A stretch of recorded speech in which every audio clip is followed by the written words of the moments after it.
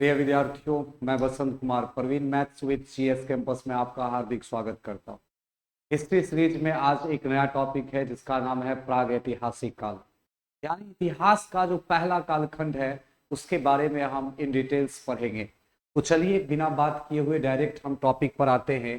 तो आज का जो हमारा टॉपिक है उस टॉपिक का नाम क्या है? उस टॉपिक का नाम है प्राग ऐतिहासिक काल। प्राग ऐतिहासिक काल, जैसे कि पहले क्लास में बताए होंगे, शायद याद होगा, इतिहास को तीन भागों में बांटा गया था। एक प्राचीन इतिहास, मध्यकालीन इतिहास, आधुनिक इतिहास। और फिर बताए थे प्राचीन इतिहास को भी तीन भागों में बांटा गया था।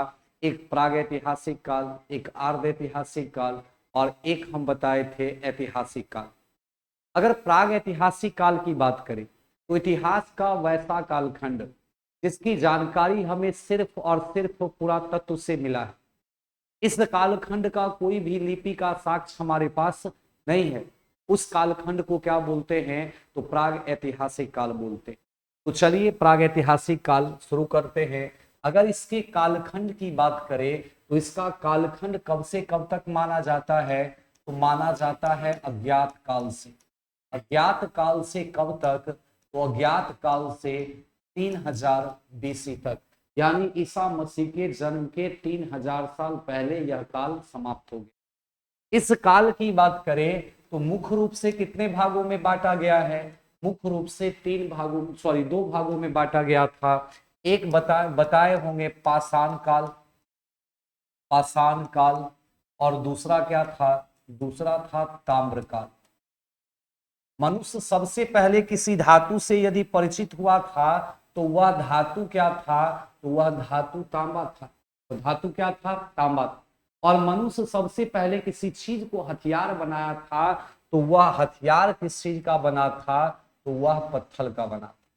फिर शायद याद होगा तो बताए थे कि ये पाषाण काल जो है, यह पाषाण काल भी कितने भागों में बटा है? यह पाषाण काल भी तीन भागों में बटा है। एक को कहते हैं पूरा पाषाण काल, पूरा पाषाण काल। दूसरे की बात करें, इसको बोला जाता है मध्य पाषाण काल, मध्य पाषाण काल। और तीसरा क्या है? तो तीसरा हमारा है नव पाषाण काल, नव पाषाण काल।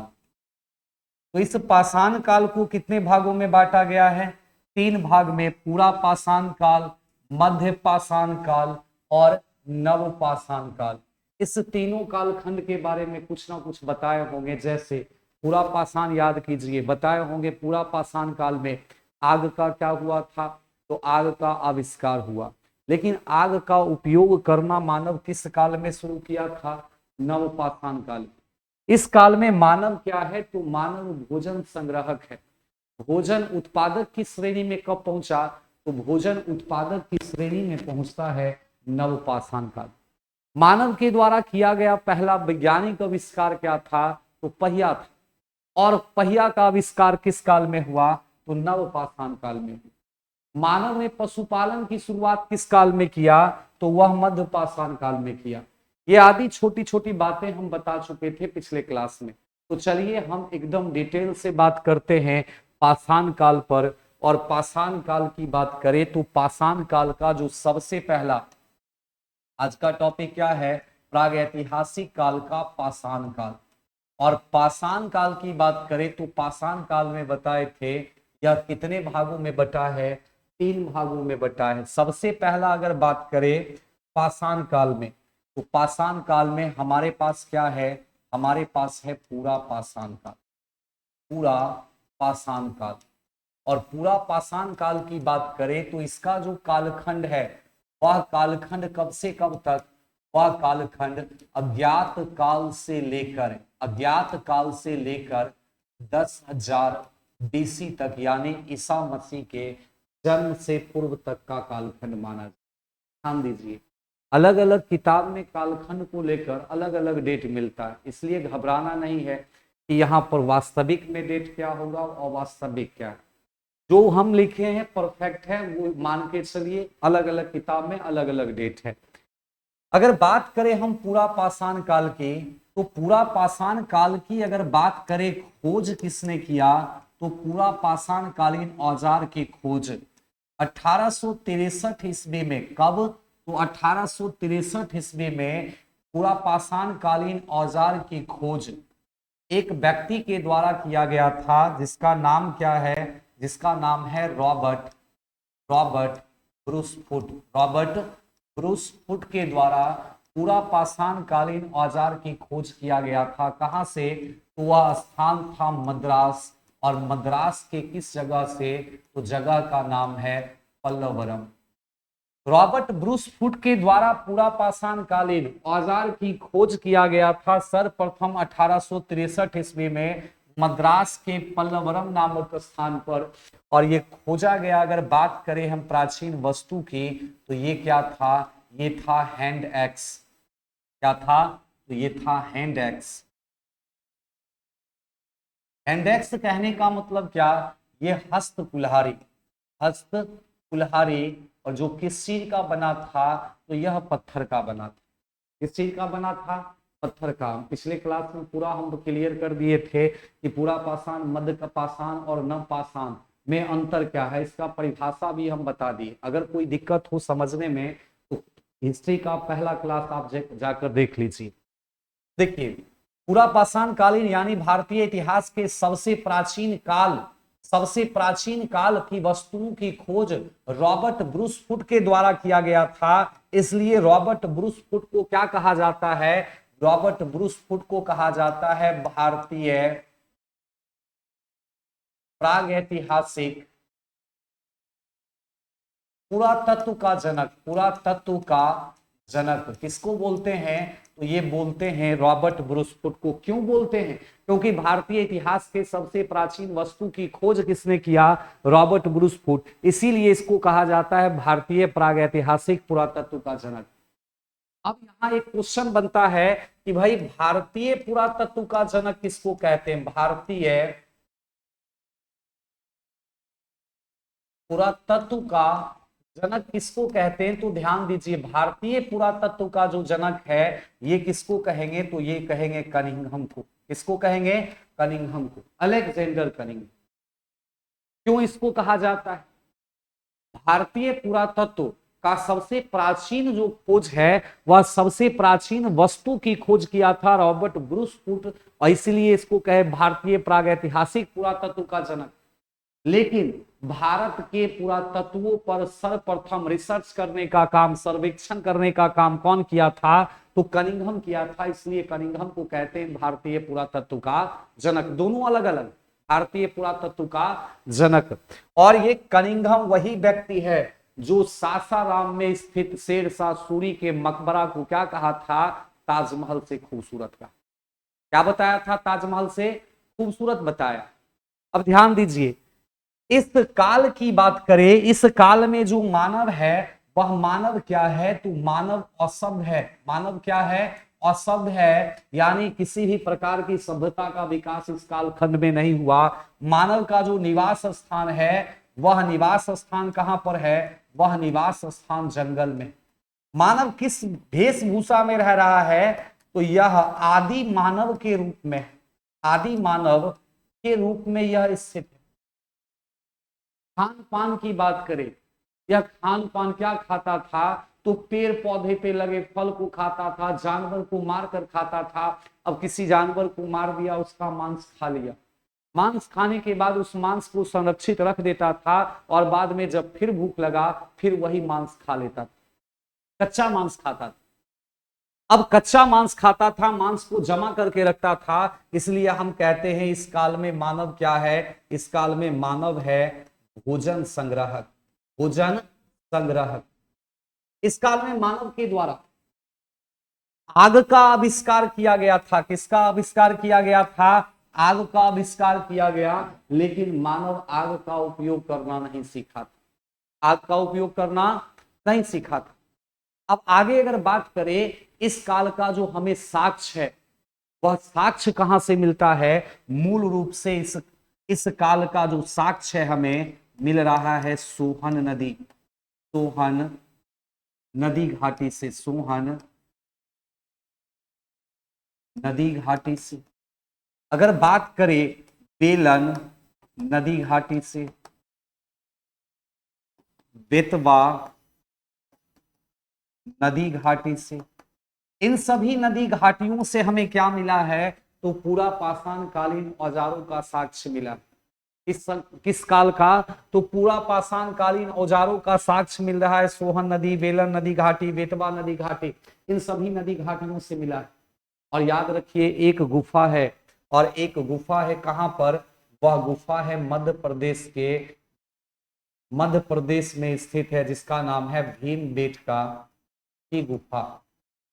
भीमबेटका की गुफा चित्रकारी की बात करें तो इस गुफा चित्रकारी का संबंध भी किससे है? इस गुफा चित्रकारी का संबंध है पूरा पाषाण काल में। इस काल में मानव का हथियार क्या था? वो हथियार था पत्थर, और पत्थर से बने कुछ प्रमुख हथियार हुआ करते थे। जैसे जैसे अगर बात करें इस काल के प्रमुख हथियार की, तो ध्यान दीजिए, हैंड एक्स, क्लीवर्स, चॉपर, चॉपिंग और पेबूल। ये क्या है? तो इस काल के प्रमुख हथियार हुआ करते थे। हैंडेक्स, क्लीवर्स, चॉपर, चॉपिंग और पेबूल, जो किस चीज का बना था? जो पत्थर का बना था। तो ये था हमारा क्या? पूरा पाषाण काल। इसके बाद अगर बात करें तो दूसरा काल आता है, जिसका नाम क्या है? जिसका नाम है मध्य पाषाण काल। मध्य पाषाण काल। और इस काल की बात करें तो इसका जो कालखंड है वह 10,000 ईसा पूर्व से लेकर 5500 ईसा पूर्व तक का कालखंड है। इस कालखंड की अगर बात करें हम क्या चीज? खोज की, तो इस कालखंड का जो खोज है वह खोज किसके द्वारा किया गया था? 1857 ईस्वी में। इसके द्वारा, तो नाम आता है CL कलाइल के द्वारा। CL कलाइल के द्वारा मध्य पाषाण कालीन औजार की खोज किया गया था। कहां से? विंध्याचल पर्वत, विंध्याचल पर्वत क्षेत्र से। और खोजा गया जो हथियार था उसका लंबाई कितना था? 1 से लेकर 8 सेंटीमीटर तक। इसलिए इस छोटे छोटे औजार को CL कलाइल ने क्या नाम दिया? माइक्रोलिथ। माइक्रो, क्या नाम दिया था? माइक्रोलिथ। अब ध्यान दीजिए, इस काल में मानव का जो मस्तिष्क है थोड़ा सा विकसित हुआ है। मानव का क्या हुआ है? थोड़ा सा मस्तिष्क विकसित हुआ। और मस्तिष्क विकसित हुआ, हम बताए थे ये पूरा पाषाण काल में मानव क्या कर रहा है? मानव आदि मानव की तरह जंगलों में भटक रहा है, कोई अस्थायित्व तो नहीं। इस काल में मानव का मस्तिष्क थोड़ा सा डेवलप हुआ, और मानव ने क्या किया? मानव ने पशुपालन, क्या किया? पशुपालन की शुरुआत कर दिया। और पशुपालन का जो प्राचीनतम साक्ष्य है हमें, वह प्राचीनतम साक्ष्य हमें कहां से मिलता है? वह प्राचीनतम साक्ष्य मिलता है मध्य प्रदेश के आदमगढ़ से। मध्य प्रदेश के आदमगढ़ से। और दूसरा मिलता है कहां से? राजस्थान के बागौर नामक स्थान। पाला गया पहला पशु क्या था? पहला पशु था कुत्ता। पहला पशु कौन सा है? कुत्ता। तो क्वेश्चन है, मानव ने पशुपालन की शुरुआत किस काल में किया? तो पशुपालन की शुरुआत मध्य पाषाण काल में की। मानव के द्वारा पाला गया पहला पशु क्या है? तो कुत्ता है। और पशुपालन का प्राचीनतम साक्ष्य हमें कहां से मिलता है? 2 स्थान से मिलता है। एक मध्य प्रदेश के आदमगढ़ से, और दूसरा राजस्थान के बागौर नामक स्थान से। ध्यान दीजिए, भारत में अगर हम बात करें मानव अस्थियों का, किसकी बात करते हैं? तो मानव अस्थियों की अगर बात करें तो अस्थियों का जो सबसे प्राचीनतम साक्ष्य मिला है, वो साक्ष्य मिला है कहां से? तो इसी मध्य पाषाण कालीन क्षेत्र से। और वो क्षेत्र कौन कौन सा है? तो वो क्षेत्र है यूपी का। जगह का नाम है दमदमा, सराय, नाहर और महदहा। ये 3 क्षेत्रों से हमें क्या मिला, इस 3 क्षेत्रों, यूपी के 3 क्षेत्रों से हमें मानव कंकाल मिले, यानी मानव का साक्ष्य मिला, मानव अस्थियों का साक्ष्य मिला। और वो जो मानव अस्थि था, उस मानव अस्थि का संबंध किस काल से है, तो वो किस काल से है, तो मध्य पाषाण काल से। किस काल से, मध्य पाषाण काल से। एकदम ध्यान से सुनना है। देखिए एक एक चीज एकदम हम डिटेल से बता रहे हैं, शायद कहीं से कोई दिक्कत नहीं हुआ होगा। अब समझिए ध्यान से, अगर मध्य पाषाण काल की बात करें, यहां से जो हमें मिला है, क्या मिला है, तो यहां से जो मानव कंकाल मिले हैं, वो मानव कंकाल कौन कौन से हैं, तो सबसे पहले अगर हम बात करें कहा, तो सराय नाहर। सराय नाहर से हमें एक कब्र मिला, और इस कब्र में कितना, 4 मानव कंकाल हुआ करता। क्या था, 4 मानव कंकाल।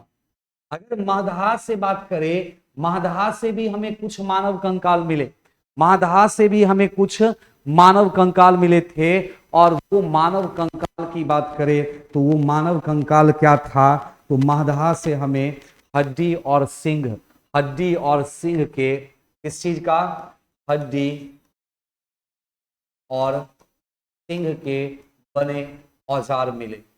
अब ये हड्डी जो है, हड्डी किसका था, हड्डी हिरण का था, मानव का था, और ये सिंह हिरण का है। तो इसके औजार मिले थे। दमदमा से क्या मिला, दमदमा से हमें 41 सर्वाधान मिला, 41 कब्र मिला।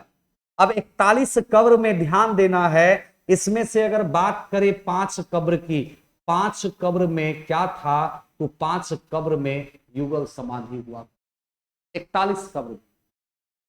शेष में अगर बात करें, तो शेष में क्या था, शेष में एक एक व्यक्ति को दफनाया गया। तो ये क्या है, मध्य पाषाण काल। और मध्य पाषाण काल की खोज किसके द्वारा किया गया था, CL कलाइल के द्वारा। इस क्षेत्र से, विंध्याचल पर्वत क्षेत्र से, और खोजा गया जो पत्थर था या हथियार था, उसकी लंबाई 1 से 8 सेंटीमीटर थी। इसको क्या कहा गया, माइक्रोलिथ। क्या कहा गया, माइक्रोलिथ। अब मध्य पाषाण काल में ही पशुपालन की शुरुआत हुआ, और यह पशुपालन की जो शुरुआत का साक्ष्य है वो कहां से मिला है, वो मिला है मध्य प्रदेश के आदमगढ़ से, और दूसरा राजस्थान के बागौर नामक स्थान से। कहां से, राजस्थान के बागौर नामक स्थान से। नेक्स्ट, इसी काल के हमें क्या मिले हैं, मानव अस्थियों के साक्ष्य मिले हैं। और वो साक्ष्य कहां से मिला है, वो साक्ष्य मिला है हमें यूपी के दमदमा से। दमदमा से कितना सब मिला है, तो दमदमा से 41 सर्वाधान मिला है। और 41 सर्वाधान में 5 कब्र ऐसे हैं जहां पर क्या है, युगल समाधि। सराय नाहर से हमें क्या मिला, तो एक कब्र मिला जिसमें कितने मानव कंकाल थे, 4 मानव कंकाल थे। और नेक्स्ट अगर बात करें महदहा से, महदहा से हमें हड्डी और सिंह के बने आभूषण मिले। महदहा से हमें हड्डी और सिंह के बने आभूषण मिले। नेक्स्ट अगर हम बात करते हैं इस क्षेत्र की, इस क्षेत्र का मूल रूप से विस्तार जो था, मूल रूप से विस्तार किस जगह पर था, तो विंध्याचल क्षेत्र। इसके बाद अगर हम बात करें, आता है कौन सा काल, इसके बाद आता है नवपाषाण काल। नवपाषाण काल, और इसका जो कालखंड है, इसका कालखंड कब से, इसका कालखंड है 5500 ईसा पूर्व से लेकर, 5500 ईसा पूर्व से लेकर 3000 ईसा पूर्व तक। यह हमारे लिए सबसे इंपॉर्टेंट कालखंड है। सबसे ज्यादा जो क्वेश्चन पूछा जाता है यहीं से पूछा जाता है। और इस नवपाषाण काल में क्या क्या हुआ था, तो सबसे पहले देखिए हम पढ़ेंगे इसमें खोज। खोज के बाद इसी काल में क्या हुआ है, तो कृषि का आविष्कार हुआ है, यानी कृषि की शुरुआत हुआ। समझिए इस काल के औजार की जो खोज है, वह औजार की खोज कब किया गया है, तो 1860 ईस्वी में। किसके द्वारा, तो उस व्यक्ति का नाम है ली मेसूरियर।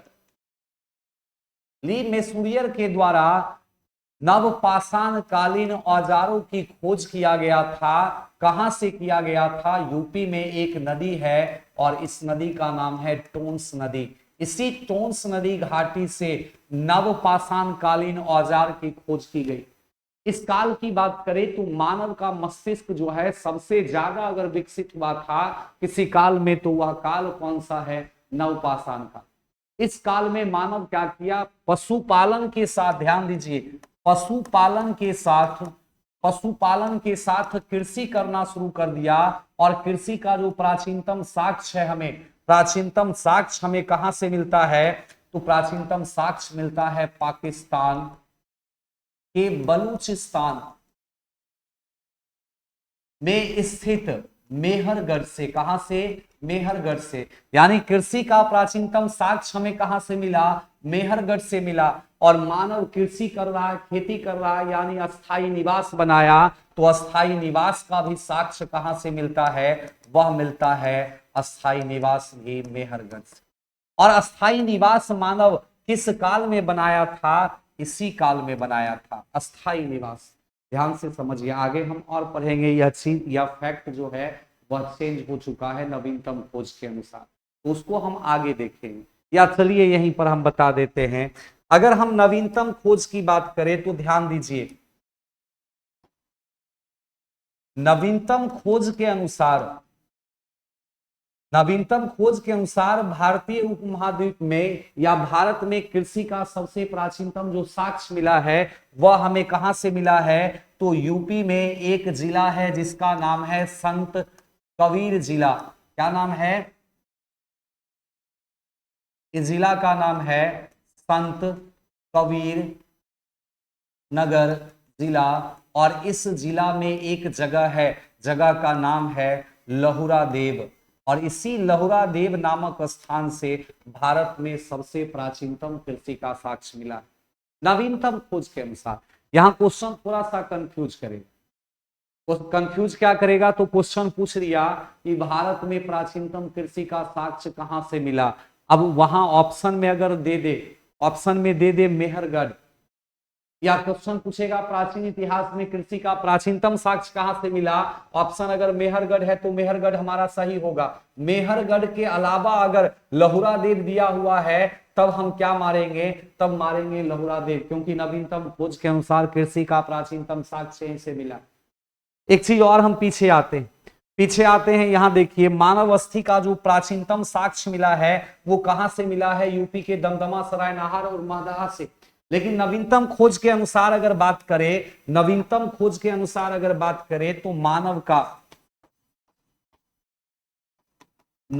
खोज के अनुसार मानव अस्थियों का प्राचीनतम साक्ष्य हमें कहां से मिलता है? तो एक नदी है नर्मदा नदी घाटी।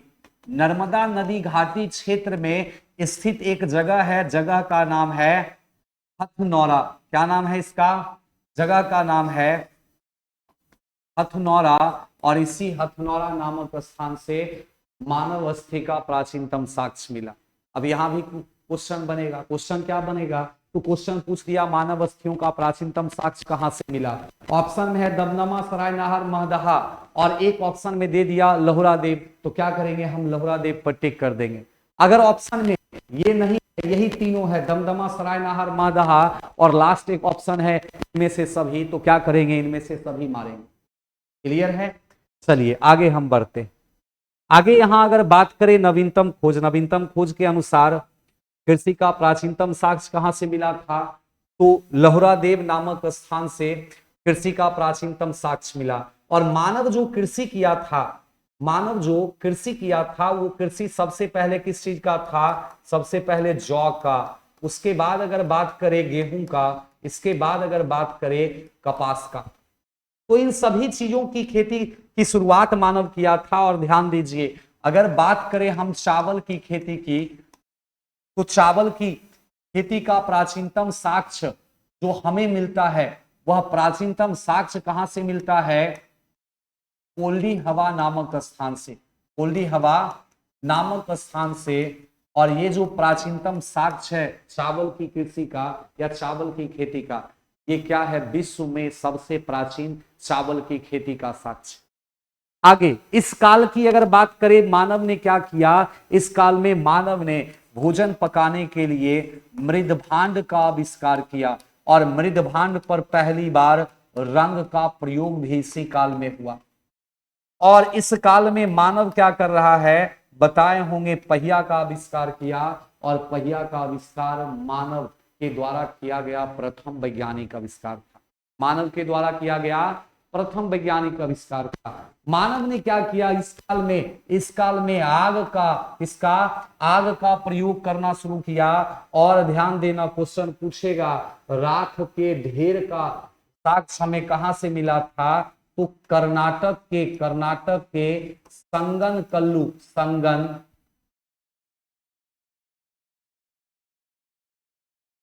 संगन कल्लू नामक स्थान से हमें, कहां से, संगन कल्लू नामक स्थान से हमें क्या मिला है, तो इस स्थान से हमें मिला है राख के ढेर का साक्ष्य। ध्यान दीजिए, बताए होंगे मध्य पाषाण काल में मानव ने पशुपालन की शुरुआत किया और पाला गया पहला पशु कुत्ता था। हम किस आधार पर कहते हैं कि पहला पशु कुत्ता था, तो उसका आधार समझिए। आधार क्या है, तो ध्यान दीजिए, मानव के द्वारा पशुपालन की शुरुआत मध्य पाषाण काल में हुआ था, लेकिन यह बात हमको पता चला कब, नव पाषाण काल में। नव पाषाण कालीन एक स्थल है, कहां पर, तो वह स्थल है जम्मू कश्मीर में। कहां पर, जम्मू कश्मीर में। और स्थान का नाम क्या है, स्थान का नाम है ब्रुज होम, और दूसरा गुफ कराल। ब्रुज होम और गुफ कराल नामक स्थान से हमें क्या मिलता है, मानव अस्थियों के साथ कुत्ते को दफनाने का साक्ष्य। मानव अस्थियों के साथ कुत्ते को दफनाने का साक्ष्य हमें कहां से मिलता है, ब्रुज होम, जम्मू कश्मीर के ब्रुज होम और गुफ कराल नामक स्थान से। बिहार का एक प्रमुख स्थल है जिसका नाम क्या है, चिरांद। और ध्यान देना, ये जो चिरांद है, ये चिरांद कहां पर है, तो सारण में स्थित।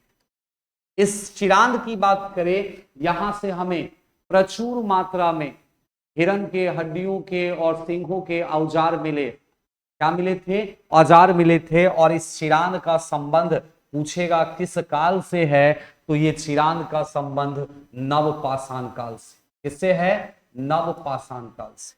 तो चलिए, इस प्रकार से आज का क्लास खत्म हुआ। प्रागैतिहासिक काल कंप्लीट हो गया अच्छे से। नेक्स्ट क्लास में हम पढ़ेंगे सिंधु घाटी सभ्यता। इसी के साथ क्लास समाप्त करते हैं। धन्यवाद।